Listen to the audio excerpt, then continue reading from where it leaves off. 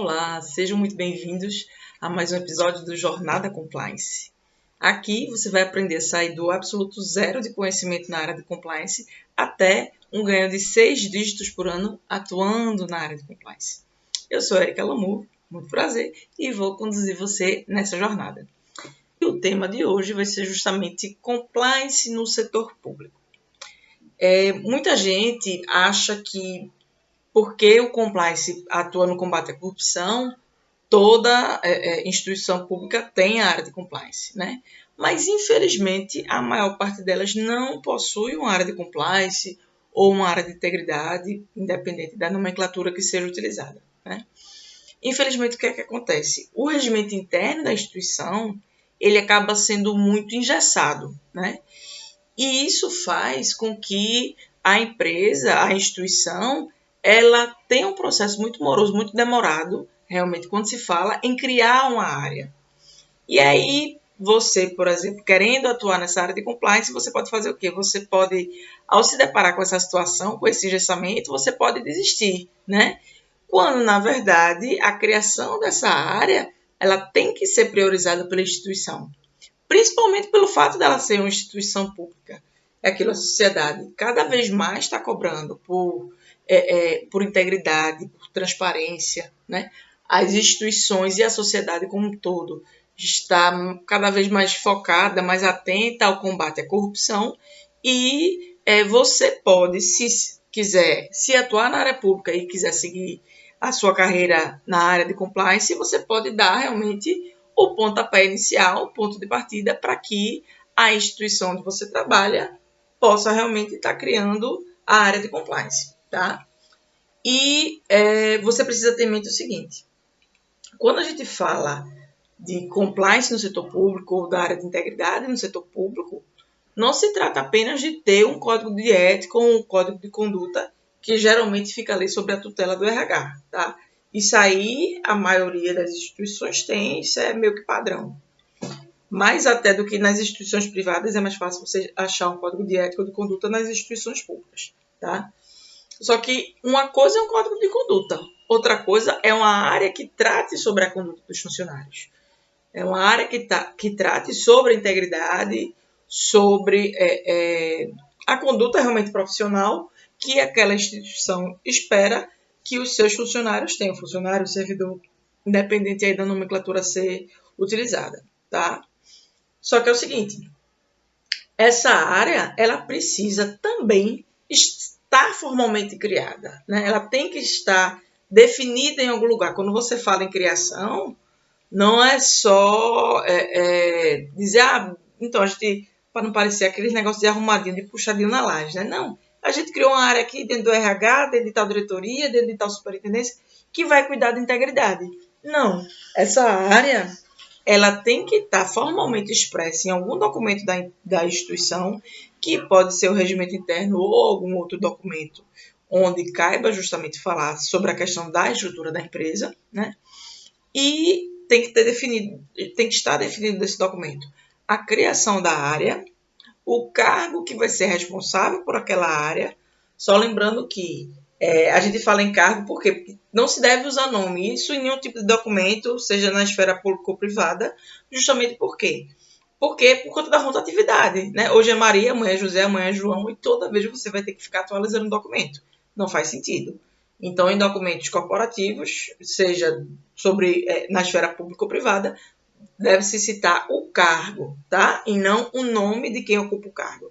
Então, só voltando, tem que ter o nome da área, a definição do nome da área que vai ser criada, tem que ter a definição do cargo que vai ser responsável por aquela área, né?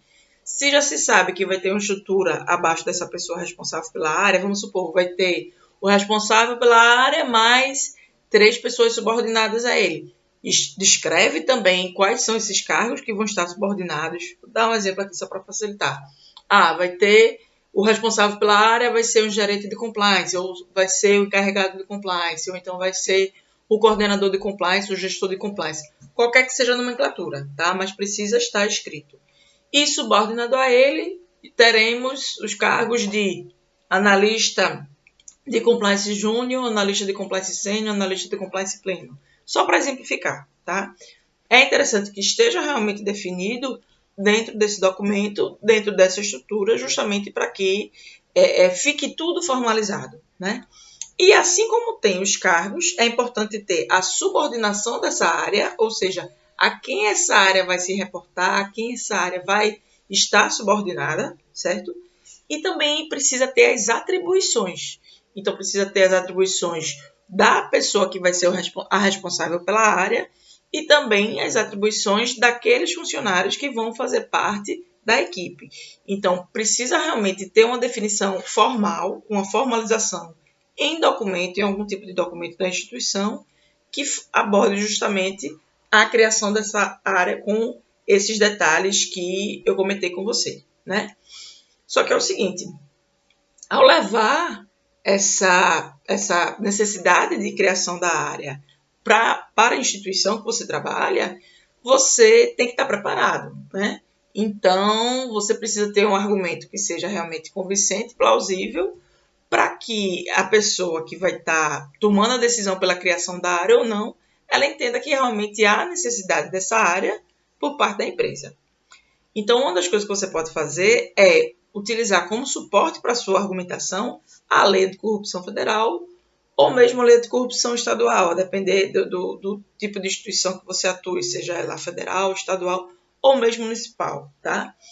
E aí você pode usar essa legislação como suporte, dizendo que está lá desde tal ano, aí você vê quando é que é a legislação do seu estado, de quando é, ou da lei de corrupção federal, cujo decreto que regulamenta a lei é de 2015, a lei é de 2013, o decreto é de 2015, ou seja, já tem aí no mínimo 6 anos de defasagem por parte da instituição que você atua, se não tem, por exemplo, um programa de integridade, né, e uma área responsável pelo programa de integridade.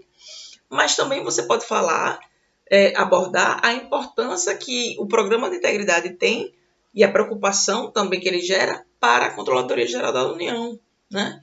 Ou mesmo para a Controladoria Geral do seu estado, porque as controladorias dos estados elas estão acompanhando esse movimento também, né? E aí você vai mostrar que é uma coisa que já tem lei, que já fala sobre isso, já tem essa preocupação. Há órgãos importantes dentro da estrutura do governo que cuidam dessa questão da integridade, cuidam do programa de integridade, né? Para então você ter mais força realmente na sua argumentação, né? E aí, o que é que você pode fazer, por exemplo, né, para estar ajudando na criação dessa área? Você pode estudar o regimento interno da sua instituição, né, entender como é que funciona no regimento interno a criação de uma área, para então saber como você deve atuar, né? Uma outra coisa que você pode fazer também é conversar com pessoas que vão poder te ajudar a colocar em prática essa sua ideia de criar essa área de compliance, tá? Então, aquilo você não precisa chegar com tudo pronto e dizer assim, vou criar. Então, tem gente que até pensa assim, Erika, como é que eu vou... você está falando assim, parece que é fácil, né? Mas como é que eu vou colocar isso em prática se...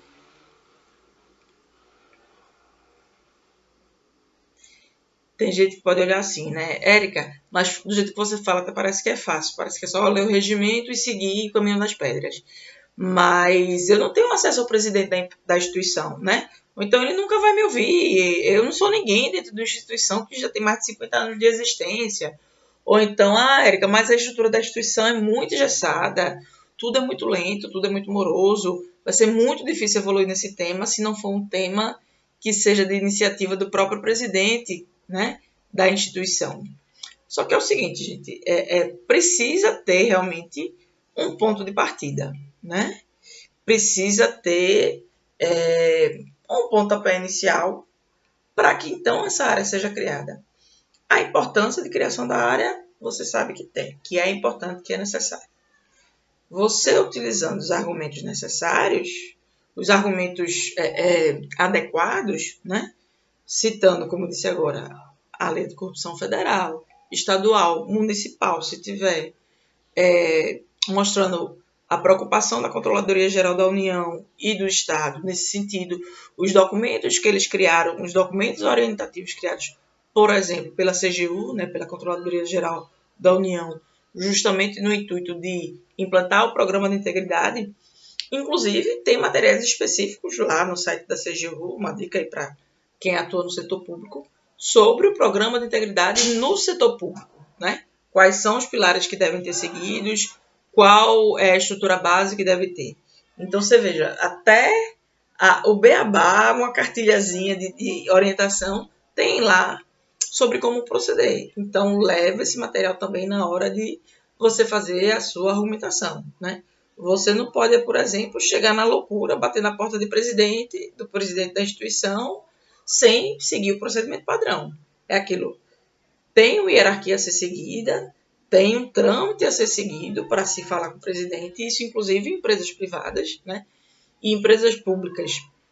Pelo menos nas que eu trabalhei, eu percebia que era um caminho muito maior a ser percorrido, uma burocracia maior para se falar realmente com a pessoa que tinha o poder de decisão na instituição. Eu já atuei em 2 instituições públicas. Então, assim, se você chegar na loucura, além de não te ouvirem, você vai acabar se queimando, você vai acabar prejudicando a sua imagem na instituição, porque vai parecer uma pessoa que não tem discernimento, ou que tem dificuldade em seguir regras, ou que tem dificuldade de entendimento e está querendo bypassar, né? Passar por cima de hierarquia para então falar diretamente com o presidente.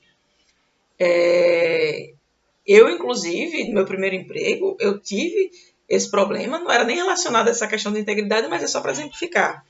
Eu trabalhava numa determinada empresa, entrei nessa empresa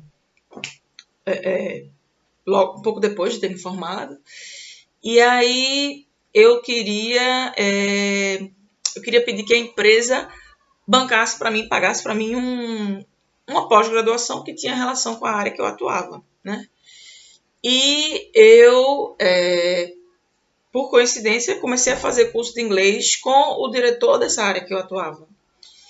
E eu acabei comentando com ele em algum momento, né, como é que eu deveria fazer para justamente estar conseguindo que a empresa bancasse e custeasse esse meu curso de pós-graduação. E aí ele falou, faz o seguinte, preenche o formulário tal, e detalhe, o meu gerente estava de férias, né? E tinha um prazo para acabar, para concluir, para fazer a inscrição, essa solicitação do curso de pós-graduação, para fazer a inscrição no curso, enfim. E se eu esperasse ele voltar, eu ia perder a inscrição. E aí eu comentei com ele, eu disse, não, eu até falaria com fulano, mas ele está de férias. Aí o diretor disse, não, Érica, tranquilo, sem problema, como tem relação com a área, eu acho ótimo que você faça tudo mais. Passe, tem um formulário na intranet e você preenche, assina e deixa na minha mesa. Ou entrega para minha secretária e tal. E a secretária fazia o curso também de inglês com a gente. E assim eu fiz, né? E fiquei feliz da vida. Poxa, que legal, né? Vou conseguir. E foi até mais simples o processo que eu pensava. Aí passou um tempo, um pouco depois, o RH mandou me chamar. E me deu o maior sermão, justamente explicando que eu não posso bypassar a hierarquia, né? Eu expliquei a eles que eu não bypassei porque o gerente estava de férias e eu iria perder o prazo e que eu não vi problema, já que o diretor fazia aula comigo e tal. E aí eles explicaram, né? Eles disseram, mas Érica, é porque é o seu primeiro emprego, você ainda está se ambientando em como as coisas funcionam no mundo corporativo. Mas você não pode passar por cima da sua chefia achando que você vai estar pegando um atalho ou achando que as coisas podem ser mais simples do que são. Você deveria, por exemplo, ter procurado a gente no RH, explicava essa situação e então a gente falaria com o diretor enquanto o outro gerente estava de férias. Ou até a gente poderia dar uma ligada para o seu gerente para tratar sobre esse assunto com ele, né? Porque na prática o que aconteceu? O RH segurou o documento, esperou o gerente voltar de férias. Quando mostrou para o gerente disse, não estou sabendo de nada. Ela não fez solicitação nenhuma, né? Tá certo que ele poderia ter dito, ela não fez solicitação nenhuma, mas é bom que ela faça essa pós, já que tem relação com a área aqui da empresa. Mas não, ele disse, não, ela não fez solicitação nenhuma e eu desconheço, né? E aí, com isso, o meu pedido foi negado. Então, assim, tenham muito cuidado. Isso foi uma coisa que eu aprendi no meu primeiro emprego e que eu levei pro resto da vida, né? A gente tem que ter muito cuidado em não bypassar realmente a hierarquia, né? Tem que seguir toda a hierarquia, tem que seguir todo o trâmite, todo o processo, e aí é aquilo, entender qual é o processo, qual é o trâmite interno, para que você justamente consiga fazer o pedido da forma adequada, o pedido, no caso, de criação da área de compliance, né? Eu usei esse exemplo só para falar da questão da hierarquia, mas você pode adequar esse exemplo à sua realidade, que é justamente essa situação de estar querendo criar a área de compliance, querendo propor a criação da área de compliance dentro da empresa em que você atua, tá? Falando também, dando também uma orientação no seguinte sentido, você não vai, na ânsia de querer, nem vai bater na porta do presidente, né, tem que seguir a hierarquia, nem vai também montar o projeto todo, deixar tudo lindo, bonitinho, só falta alguém aprovar e entregar isso de mão beijada para alguém, para que esse alguém apresente para o presidente, né? Tenha muito cuidado. Você corre o risco dessa pessoa assumir a autoria do projeto e realmente acabar ficando responsável pela área. E o presidente vai dizer, pô, que ideia massa, né? Lógico que não vai falar assim, mas, poxa, muito interessante essa ideia, essas sugestões, esse seu projeto, vamos colocar em prática assim. E já que ele é um projeto seu, você vai ficar como responsável. Você é a pessoa, no caso, que lhe passou a perna, que lhe passou a perna, né? Então, isso pode acontecer. E aí você vai ficar em navios, chupando o dedo, morrendo de chorar pelos cantos ou morrendo de raiva, né? Então, tenha cuidado para não colocar detalhes demais nesse seu projeto e confiar ele a alguém que pode ser até seu chefe imediato, mas pode não seguir os critérios éticos, ser tão ético como você pensa que é, e pode, de alguma forma, acabar passando a perna em você, né? E você se prejudicar. Então, a questão é a seguinte, muitas vezes não é com a pessoa que vai tomar a decisão final que você tem que falar. Ou seja, não é com o presidente que você tem que falar, né? Você tem que começar a fazer o network e ver quais são as pessoas que ocupam outros cargos que vão poder te ajudar nesse processo. Vão poder ser um suporte, dar um suporte para você, levando essa sua ideia adiante, mas é aquilo. Tenta não colocar muito detalhe, né, para que ela realmente leve a ideia e chegue, então, essa ideia até o presidente, né, da instituição, sem que seja diretamente por você. Lógico, vai depender da cultura da empresa. Tem empresa que tem cultura de portas abertas. O presidente deixa literalmente as portas de sua sala abertas para quem quiser entrar e falar sobre algum tema. Mas, principalmente em instituição pública, isso vai ser bem difícil de acontecer. Porque tem todo um trâmite, todo um processo burocrático para você acessar o presidente, assim como tem nas empresas privadas. Mas nas empresas públicas, a dificuldade de acesso ao presidente acaba sendo muito maior, né? Então, o que é que você faz? Você vai montar uma estrutura básica, né, com o mínimo de detalhes possível, para que, se for o caso, né, alguém que pode ser o seu superior hierárquico ou até o chefe do seu chefe, possa levar esse assunto para a presidência com essa quantidade mínima de detalhes, tá? É aquilo, o essencial realmente para que esse assunto seja levado adiante, né? Mas o que é que você deve fazer, né, para então colocar essa sua ideia em prática, a sua ideia de criação da área de compliance ou de criação da área de integridade dentro daquela instituição pública em que você trabalha? Primeiro, antes de qualquer coisa, você precisa estudar o regimento interno da instituição, né? Você precisa entender qual é o caminho padrão, qual é o processo padrão que tem que ser seguido por você para que você consiga justamente ter sucesso, né, nesse seu projeto de criação da área. E aí, quando eu falo estudar o regimento interno, é estudar mesmo, sabe? Tem gente que faz, documento chato, não sei o quê. É um manual, minha gente. É aquilo. O certo era todo mundo ler manual de um equipamento quando compra, né? Então, se o regimento interno funciona como um manual de funcionamento da empresa, lê o regimento interno da empresa. Eu estou usando a expressão regimento interno, mas pode ser que tenha outra nomenclatura na instituição que você atua, tá? Mas verifica qual é o documento da instituição, onde justamente explica sobre o funcionamento daquela instituição.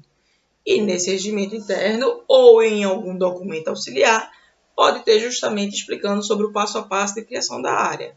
A depender da instituição, pode ser que só seja através de lei, pode ser que dependa de uma série de processos burocráticos, tem que ver questão de orçamento, tem que ser criado 1 ano antes ou 2 anos antes, enfim.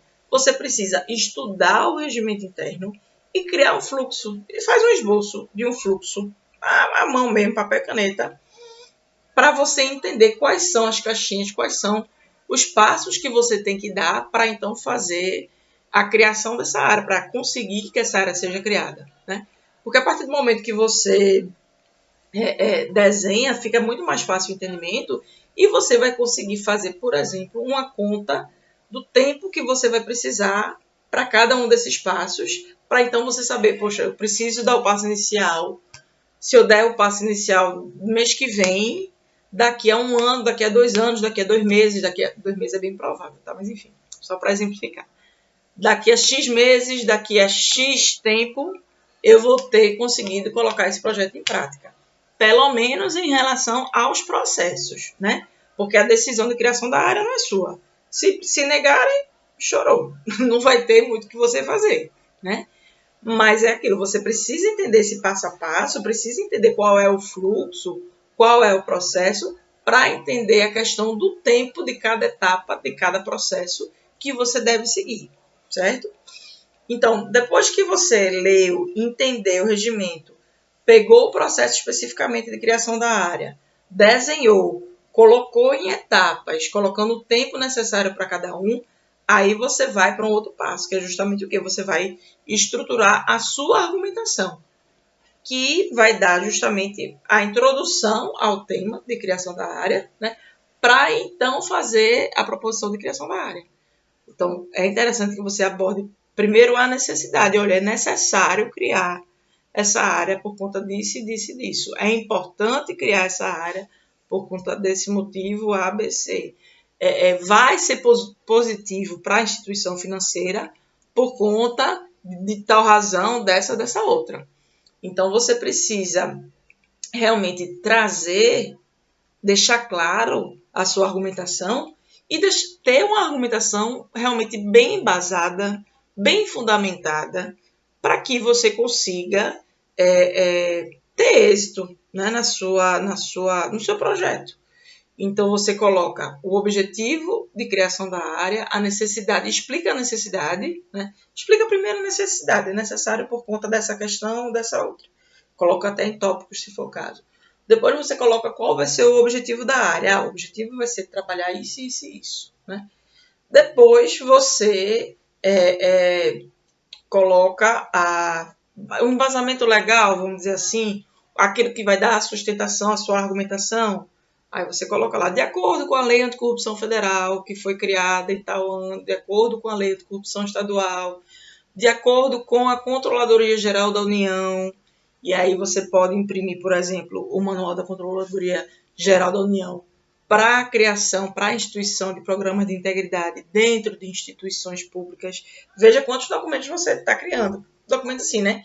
O embasamento que você está criando, robusto, para que vai servir de argumentação para você sobre a criação da área, né? A necessidade e importância de criação da área de compliance ou da área de integridade dentro daquela instituição, né? Provavelmente eu vou preferir usar o termo integridade por ser um termo em português e não tem problema nenhum com isso, tá? Então, você vai levar essa documentação, né? E é interessante também o seguinte, infelizmente, a gente sabe que nem todo mundo é correto, né? Foi o que eu falei minutos atrás, de ter cuidado para não deixar criar um projeto todo bonitinho, todo detalhado e acabar dando esse projeto de mão beijada para alguém que pode, de forma desonesta, assumir a autoria e você ficar chupando o dedo, né? Então, todo passo que você der, é interessante que você formalize, que você respalde isso, que você escreva, porque, se necessário, você vai ter como evidenciar, como provar que aquela iniciativa foi sua, que aquele projeto foi seu, tá? Uma coisa que você pode fazer, por exemplo, é registrar isso por e-mail. Então, seguindo aquela linha de obedece à hierarquia, fala primeiro para o teu chefe, né? Que ele tem que ser a primeira pessoa a te apoiar nessa decisão, tá? E aí aquilo, se você não se der bem com o seu chefe, fala do mesmo jeito, só que fala com menos detalhes ainda, tá? E aí tenta procurar também uma outra instituição que sirva de suporte para você, e a instituição mais adequada é realmente a área de recursos humanos, da instituição que você atua. E aí aquilo, a nomenclatura da área é o que menos importa. Pode ser RH, pode ser recursos humanos, pode ser gente de gestão de pessoas, qualquer que seja a área que cuida de pessoas. E você aborde essa situação. Você comenta por alto, olha, eu quero fazer tal, mas se a instituição não tiver um canal de denúncia, que provavelmente não vai ter, você tenta consultar a RH para ver como deve proceder nessa situação, né? E aí você manda um e-mail formalizando que você está fazendo uma proposição de projeto de criação de área, né? E aí você já vai ter aquele e-mail como respaldo, como evidência de que foi uma iniciativa sua. Se lá na frente for necessário utilizar, você utiliza mostrando, comprovando por A mais B que conforme e-mail enviado na data de tal mês, tal dia, eu fiz a proposição, a sugestão de criação do projeto, da área de integridade, foi enviada, enfim, né? É aquilo, não custa nada você ser precavido, ter precaução com aquilo que você faz, tá? E aí o que é que você vai fazer? Você vai montar uma estrutura básica, né? Mas você não vai colocar muitos detalhes, tá? Você vai criar uma estrutura básica de projeto, de criação de área, mas você vai colocar o mínimo de detalhes necessários, de forma que seja necessário que chamem você para explicar o projeto. Esse é o melhor cenário. Por quê? Porque imagina, vamos supor que você falou com o seu chefe falou com o diretor. Na hora do diretor passar para o presidente, o diretor meio que fica um telefone sem fio, né? E aí ele vai dizer, olha, eu não estou muito bem lembrado dos detalhes, vamos fazer o seguinte, vamos chamar o funcionário que criou esse projeto, que está fazendo a proposição de criação dessa área, e aí você vai ser chamado, seguir todos os trâmites burocráticos de obedecer a hierarquia, né? E aí você vai ter a oportunidade de apresentar para o seu diretor e para o presidente da empresa qual é o seu projeto, né? E aí, nesse momento, você pode dar mais detalhes, porque é aquilo, a mensagem está chegando realmente para a pessoa que toma a decisão, que é o presidente da empresa. Então, nesse momento, você pode sim passar mais detalhes, porque ali já vai ficar registrado para o presidente, para o superintendente, ou qualquer que seja o cargo que essa pessoa tenha, né? Que você que criou a área. Então, já fica registrada a sua autoria naquele projeto, né? Mas tenha em mente o seguinte, pode ser que você apresente, pode ser que ele adore a ideia, pode ser que ele deteste, diga que isso é uma coisa óbvia e que toda instituição tem que ser ética e íntegra, principalmente uma instituição pública. Pode acontecer isso? Pode, tá? Tem que dizer a real aqui para você. Mas ele pode também dizer o seguinte, poxa, achei muito interessante esse seu projeto de criação dessa área. Eu vou fazer o seguinte, eu vou colocar, exemplo, o diretor fulano como responsável pela área ou o seu chefe como responsável pela área e você vai dar o suporte necessário para ele. Entenda o seguinte, se ele fizer isso, não significa que você é incompetente ou não significa que fizeram uma sacanagem com você ou não significa necessariamente que estão passando a perna em você. Entenda que, muitas vezes, apesar de você levar um projeto, ele não fica com você porque você pode não ter a maturidade ou a expertise necessária para ficar como responsável pela área. Observe, uma coisa é você ser responsável pela criação da área, ou seja, você ter expertise em compliance. Outra coisa é você ser responsável pela condução da área, que vai ser uma área que vai lidar com todas as outras áreas da empresa, com todos os diretores, com o presidente da empresa, ou seja, lá qual for a nomenclatura utilizada na hierarquia da empresa, mas você pode não ter a maturidade que precisa para lidar com isso, né? Então, você pode ficar sendo especialista de compliance, dentro dessa área que foi criada, e isso não vai ser ruim para você. Não pense que, pô, me sacanearam, eu que criei a área e agora vamos passar a perna, estão colocando como meu chefe, estão colocando como meu diretor, isso não é justo. Eu entendo, né? Aquela coisa, poxa, você se esforçou, ninguém tinha então falado na área, você se esforçou, pesquisou, leu o regimento interno, criou o projeto, detalhou, estudou, fez o dever de casa e no fim das contas pode não ficar com você. Mas tenha em mente também o seguinte, você pode ser um momento de muito aprendizado para você. Porque aquilo não é só de conhecimento técnico que se faz uma área. Não é só de conhecimento técnico que se faz um profissional, né? Você pode aprender muito com a pessoa que vai ficar responsável pela área, caso a pessoa seja designada pela área não seja você, tá? Se isso acontecer, não esmoreça, não fique triste, pense que você teve uma vitória no sentido de conseguir a criação da área e de que você pode estar no início de uma caminhada, de uma jornada, onde lá na frente você pode sim vir ser promovido e ficar como responsável pela área. Depois de já ter entendido como funciona a empresa em relação ao relacionamento que o compliance deve ter com as outras áreas da instituição, por exemplo, tá? Bom, eu acho que com essas dicas você vai ter sucesso no seu projeto de criação da área, entenda as nuances que vão acontecer para que esse projeto seja tirado do papel, né?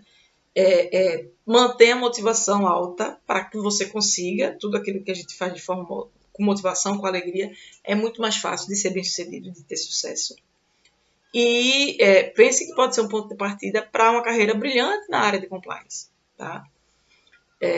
Você pode, inclusive, se, por exemplo, você atuar como concursado, você pode pedir exoneração e decidir estar atuando em outra empresa, receber convite de outras empresas da área privada para estar atuando, né?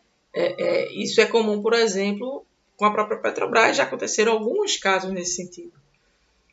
Então, se anime, que tem muita coisa a vir pela frente. Se você está decidindo agora começar a atuar no compliance, especificamente com compliance no setor público, pode ser uma oportunidade maravilhosa para você, né? E tem muito chão pela frente, tem muita coisa a ser feita, tá? Então é isso, gente. Um abraço, um beijão e até a próxima.